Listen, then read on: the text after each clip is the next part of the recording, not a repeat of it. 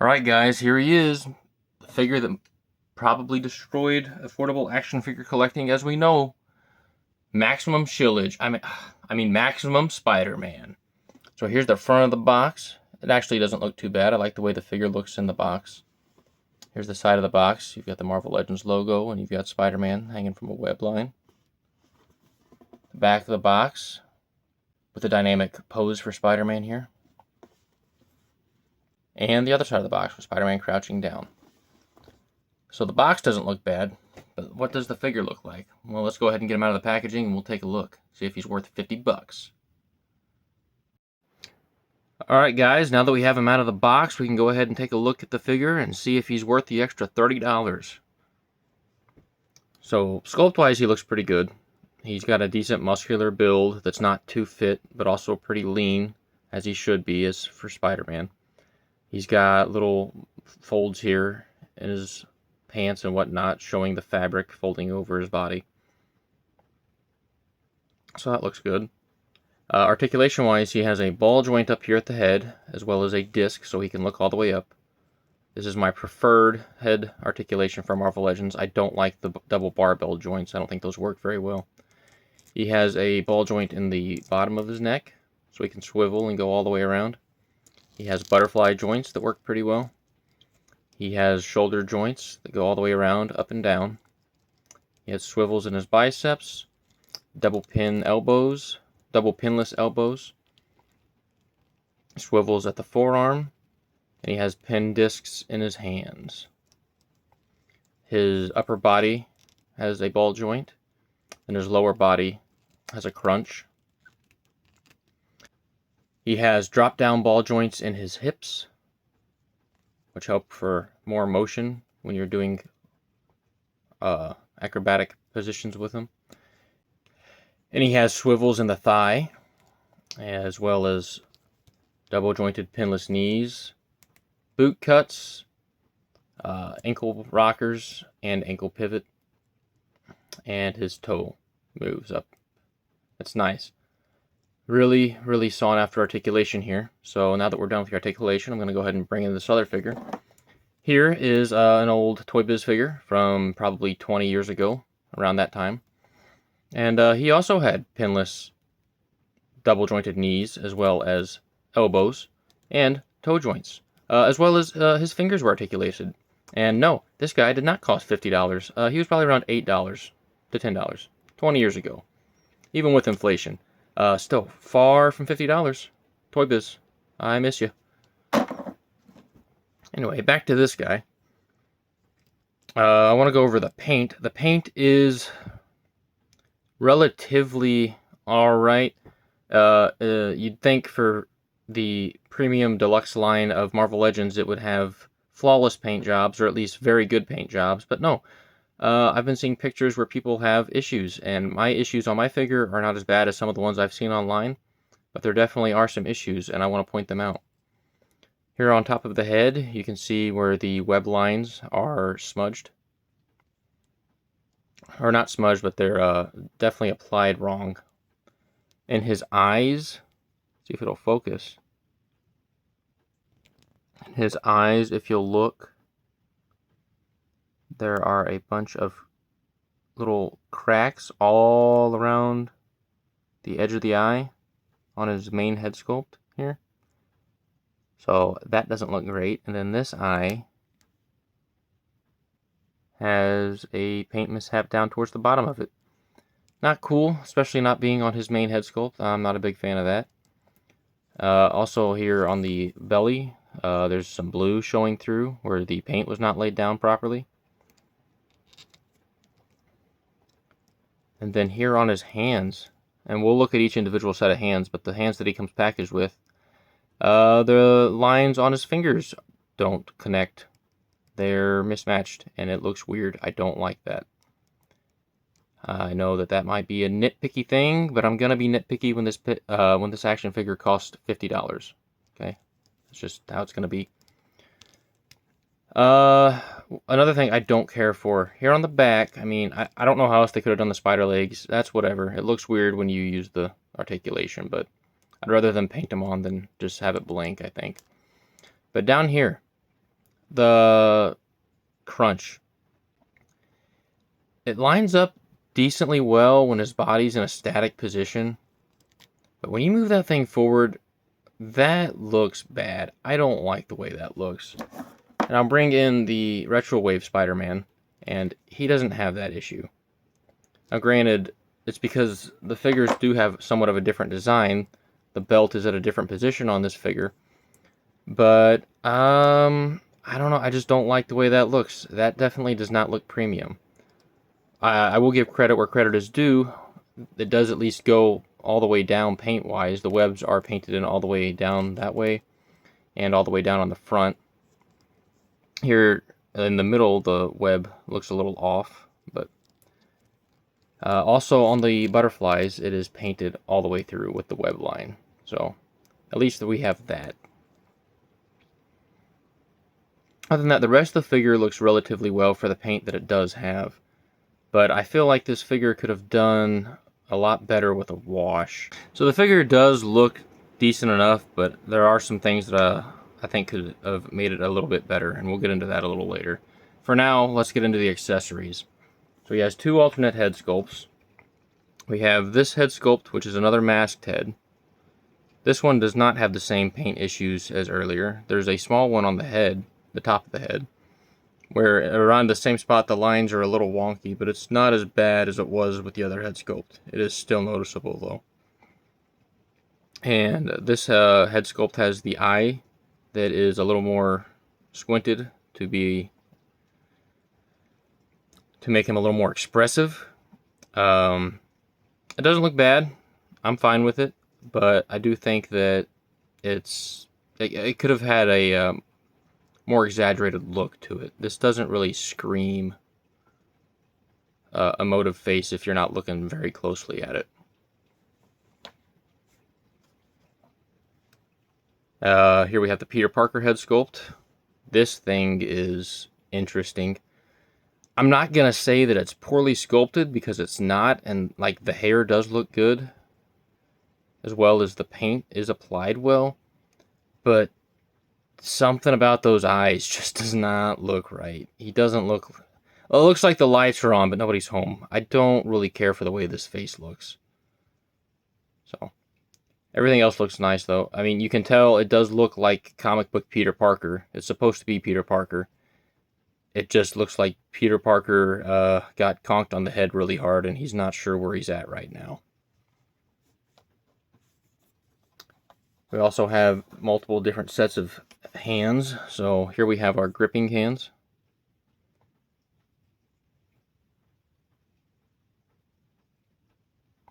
Paint's not too bad on these. Look at the fingers. Better than the fisted hands. So they can apply the paint properly when they're trying to. It's just their quality control is not what it should be for this quality of line.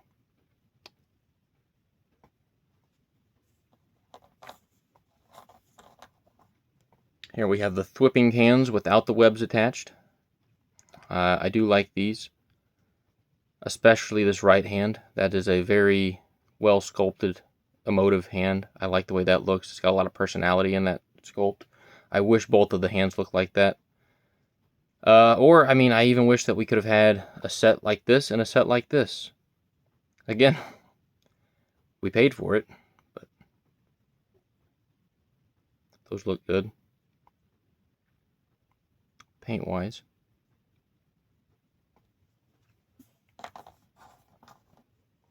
And we have his wall crawling / open hands.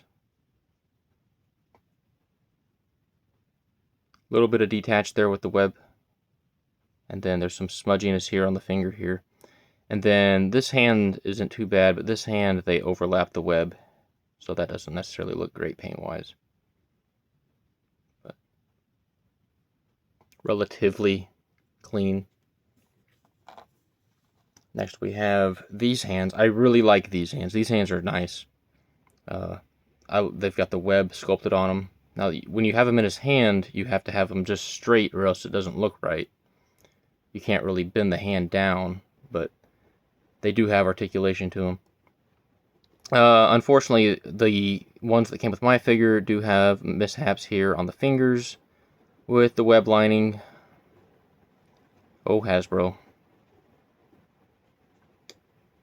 Getting into the kitchen, but you can't necessarily cook. And lastly, we have the ungloved hands. So these are actually pretty cool. They're dual molded, so the bottom part is molded silver. Oh. The bottom part is molded silver, and then the top is molded in flesh tone. And there are details sculpted in there. You can see all the lines in his fingers, and there's lines where you would be able to make out fingernails. The only paint on these hands, though, is the actual web shooter trigger itself is painted silver. Other than that, it's just molded plastic, as well as the rest of the figure. I think that these could have done really well with a paint wash, but they don't have one. So while we're over here, we'll go ahead and look at this stand. This is for the web accessories. You've got a 2 articulation point stand, and this comes out, so you actually have to put this together. So that's that. Not much to say about it. It's just a stand. Now we'll get into the web accessories, though. And I do like these. I think these are really cool. We actually, instead of just recycling the same web lines that we've had since the Amazing Spider-Man figure in like 2012-ish time, we have these new sculpted webs. And they are nice and pliable. They're kind of like a semi-stretchy rubber. I wouldn't stretch them too far because they'll break. But they do look good. They've got the nice spaghetti string design to them. This one has like a little forked end to it. And they're cast in like this pearlescent, partially transparent white plastic. I really like the way these look. And you do get 2 of these. One of them does not have the forked end, one of them does. But they're about the same length. So these are cool. I like these. And then along with that, you get this little web shot accessory. So that looks good. It took me a minute when I first opened the box to find the peg hole. I didn't think they had peg holes, and I wasn't sure how to use them, but it's there. It just kind of blends in because there's not any paint detail to really depict the dimensions of this. But it is well sculpted, and the colors they used is nice. I do like that. And then we have the web shot with like the expanding front part. So that's cool. Really dynamic looking, really well sculpted. And then there's the peg hole for that one. And then this next accessory I wasn't sure about, but I really do like it. This one actually is painted. It's got the same molded white plastic, but they've got some silver paint on there to kind of give it some dimension. I like that. They didn't have, well, I'm not going to say them. So they did paint at least one of the accessories, and I do like the way it looks. It's got a little clamp here to put on his arm. So I'll go ahead and show you that. This makes me nervous because I don't want to scratch the paint. And also these clamps can break pretty easy too. I've had a Captain America shield break on me before. But that's what he looks like with his web shield. I like it. Very 90s. Reminds me of the Maximum Carnage and the Spider-Man games on the Genesis. So that's cool. I mean, of course, he used it in the comics as well. Dropped it. While we're on this accessory, though, I do want to point out he doesn't have the handle. So most of the shields from Hasbro have this little clip that you can clip on their arm, or they have a little handle that you can put into one of your grasping hands. This one doesn't have that, and not too happy about that because, like I said, I don't want to risk breaking this, and I don't want to risk rubbing the paint off the figure. And if I want to display him with this, I'm forced to clip it to his arm. So it's a little bit of a bummer, I'm not going to lie. Good grief, can't stop dropping this thing. And then our last accessory here, if I could get a hold of it, is the Spider Sense, which has a little painted red. And this is just a clear piece of plastic with red painted lightning that is sculpted. The lightning looking bolts of spider sense are sculpted on there, painted on one side. You can see production lines or production marks right there and there and there. So that doesn't look the greatest, but it does fit on his head. You got to be careful how you do this. So just kind of slides on. I like the way it looks. I do kind of wish it was yellow instead of red. It has been depicted in red before, that's fine. But I feel like a lot of the artwork I saw growing up always depicted the spider sense as yellow. But it fits on that head, and we'll go ahead, and it does fit on the other head, one with the slightly emoting eye. So there's that. And it does not fit on the Peter Parker head. Now, you probably could make it fit if you pushed it down over the top of his head, but this is clear plastic, and if you force that thing down there, you're going to break it. You might get 1 or 2 good uses out of it, and then you're going to get stress marks, and this thing's not going to be worth anything. And that's if it doesn't snap in half. So, there's that. The accessories we do get, I do like. I'll go ahead and show Spider-Man off with his accessories. Here he is with the emoting head. Again, slightly different. I kind of wish we could have got something a little more dynamic, but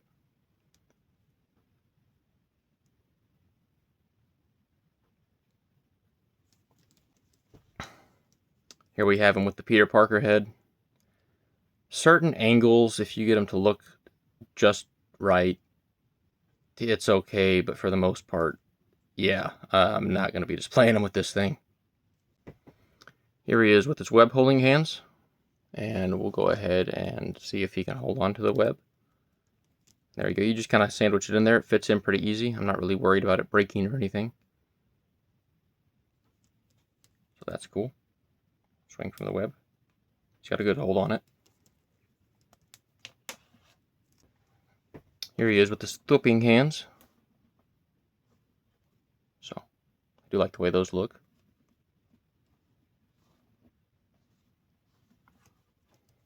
Here he is with his open hands. It's a pretty iconic looking pose. You put the, oops. You can put the, put the spider sense on him and make him look like somebody's sneaking up behind him. I do like the look of that. That's pulled off pretty well. And here he is with his web shooting whipping hands. So like I said, I really do like the way these hands look. I like the way the web's sculpted coming out of them. But with it being attached to the hand and not the wrist, if you use the articulation for this hand, it just doesn't quite look right. So I would recommend, like, you need to keep the hands straight for it to look right. But they do look cool. And now we will show them off with the ungloved hands. So the way we're going to do this, it's a little different. All these other hands switch here at the wrist. They're just a little pin and socket. But for the ungloved hands, we're going to actually pull off his forearm. And I haven't had a problem with this yet, but it does kind of worry me. If you're not careful, you could probably end up breaking this peg. So just keep that in mind. But we'll just go ahead and pop off both arms and then replace them with the ungloved hands.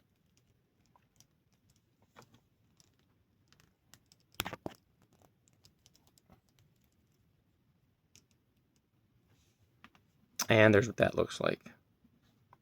This one's flipping, this one's just kind of partially curled. And we can give them the unmasked head with this as well.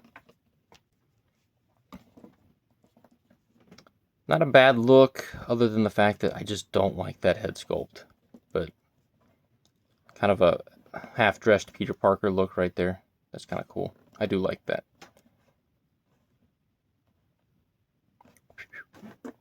So we've gone through all the accessories. We'll go ahead and look at these web effects. So all you're going to do with these is just take the web and stick it on this little stand, and you can pose it in front of his web shooting hand, and it looks like he's shooting a web. So that's how that works. I'm not really a big fan of this. It's just kind of a personal preference for me. I've never been a big fan of using stands to make things look like they're flying. I don't know how else you would do it. It's just something I'm not a huge fan of because it just looks weird to have a web hanging. Like, the stand's obviously there, so I'm probably not going to use it in any displays, but it does hold the web up. And there's no issues with the web weighing it down or anything. The articulation points are sturdy enough. They're even kind of got, I wouldn't say ratchet joints, but they are gear-like in the fact that there's a little bit of clickiness in there. So now we'll put this web up on the stand, show you guys what that one would look like.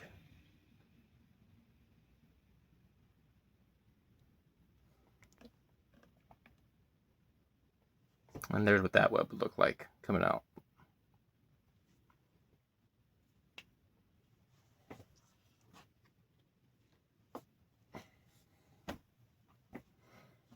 So at the end of the day, this is a pretty decent figure.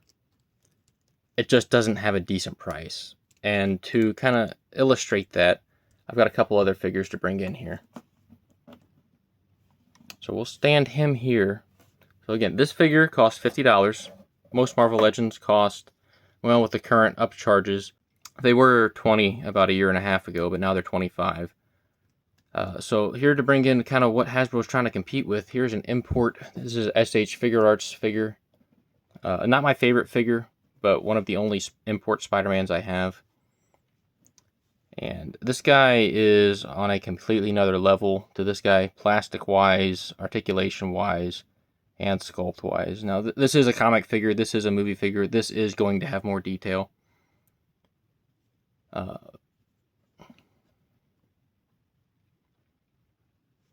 Just to look at them side by side, yeah, this thing definitely looks more premium. Now, this also does cost more.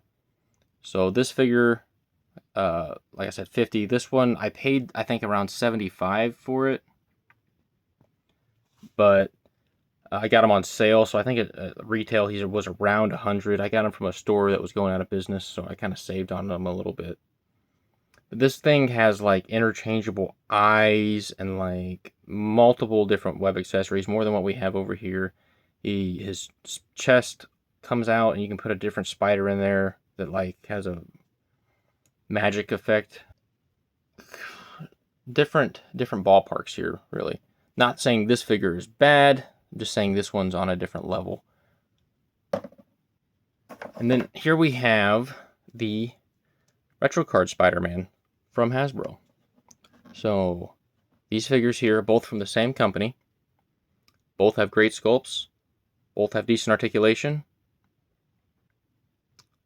This one costs $50. This one cost, I believe, $20 when it came out. And this has been out for a couple years. But basically the same quality figure here. This one was $30 more. Interesting. And I mean, I think this figure was a little overpriced, and then I paid $50 for this one. So good articulation, good sculpt, good figure. Not premium. There's no extra paint other than what's in like the butterfly joints. And the articulation that's there, I mean, like I said, this figure from years ago had some of these articulation points, and then Hasbro just quit using them, and now they're bringing them back and charging $30 more for a figure. I want to give this figure an 8 or a 9 out of 10, because it is a good Marvel, like for a Marvel Legends figure, it is a good Spider-Man figure. But I would want to give it a 9 or a 10 if it cost $25. Even, you know, with the accessories added in, so we have extra hands, and we have some extra web accessories. Factor that into the price of an average Marvel Legends. $35. $35, and I wouldn't be trashing on this figure. But since this thing went from a $25 selling point to a $30 for the addition of some extra accessories and some paint and articulation that should have already been there on a basic figure, I'm probably going to give him like a 6.5, 7 out of 10.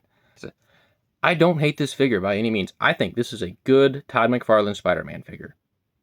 That being said, $50, it's not worth it. Not when you were able to get this for $20 when it came out. Maybe $25.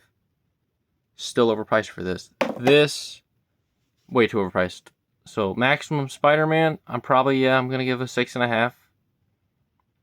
Because there are paint defects and because he's just too much money for what he is. Good figure.